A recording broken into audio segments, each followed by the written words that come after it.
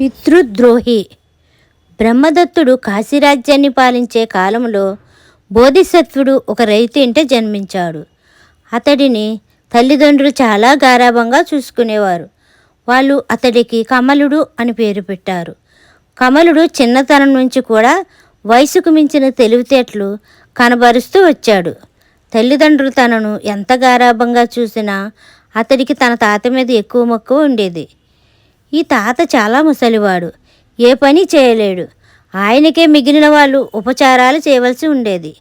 ఇది కమలుడికి తల్లికి బాధగా ఉండేది. ముసలివాడు ఎప్పుడు పోతాడా అని ఎంతో కాలం చూసింది, కానీ ఆయన మాత్రం చావలేదు.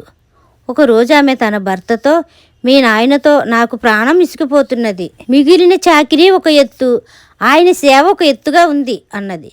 పెద్దవాడైపోయాడు, ఇంకెంతకాలం బతుకుతాడులే అన్నాడు రైతు.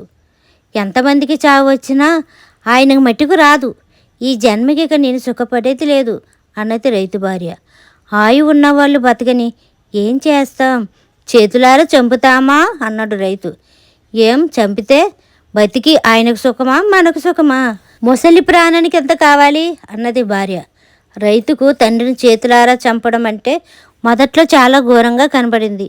కానీ పెళ్ళం చాలా రోజులు పోరు పెట్టిన పిదపట అందులో ఏమంత తప్పు లేదనిపించింది.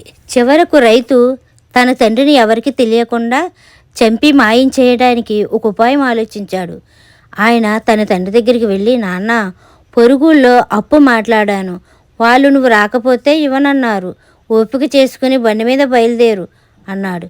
ముసలివాడు నిజమేననుకొని బయలుదేరాడు. తాతని విడిచి ఒక్క క్షణం కూడా ఉండని కమలుడు కూడా ఎవరు చెప్పినా వినక బండి ఎక్కి కూర్చున్నాడు. తప్పేది లేక రైతు తన తండ్రిని కొడుకుని వెంట పెట్టుకుని బండి తోలుతూ బయలుదేరాడు. వాళ్ళు వెళ్లే దారిలో ఒక చిన్న అడవి ఉంది. రైతు అడవి మధ్య బండి ఆపి, ఇప్పుడే వస్తా అంటూ బండి జల్లలో ఉన్న పార ఒకటి తీసుకొని చెట్ల మధ్యకు వెళ్ళాడు. కమలుడు తాతతో ఇప్పుడే వస్తానని చెప్పి మరొక పార తీసుకొని తండ్రి వెనకే చెప్పుడు కాకుండా వెళ్ళాడు. కొంత దూరం వెళ్ళాక తండ్రి ఒక పొద పక్క గొయ్యి తవ్వుతూ కమలుడికి కనిపించాడు. కమలుడు అదే పొద అవతలి వైపు చేరి అక్కడ తాను కూడా ఒక గొయ్యి తవ్వనారంభించాడు. ఆ చెప్పుడు విని రైతు తన పని ఆపి పొద అవతలికి వెళ్ళి కొడుకుని చూసి ఆశ్చర్యపోతూ, ఎందుకు అక్కడ గొయ్యి తవ్వుతున్నావు అని అడిగాడు. కమలుడు తండ్రిని చూసి, నువ్వెందుకు తవ్వుతున్నావు అందుకే అన్నాడు.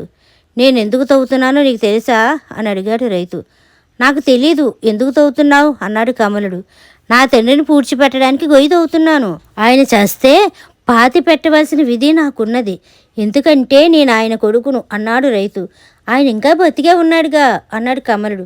ప్రాణం శాశ్వతమా అన్నాడు రైతు. నా తండ్రి చేస్తే పాతి ఇవ్వవలసిన విధి నాకు ఉన్నది, నీ ప్రాణం మాత్రం శాశ్వతమా అన్నాడు కమలుడు. రైతుకు తల కొట్టేసినట్టయింది. తన కొడుకు ఈ మాట అన్నదాకా తాను ఎంత నీచమైన పని చేస్తున్నది రైతుకు తెలిసి రాలేదు. ఆయన సిగ్గిపడి పార తీసుకుని పోదాం పద అన్నాడు. కమలుడు కూడా తవ్వటం మానేసి తండ్రి వెంట వచ్చేశాడు.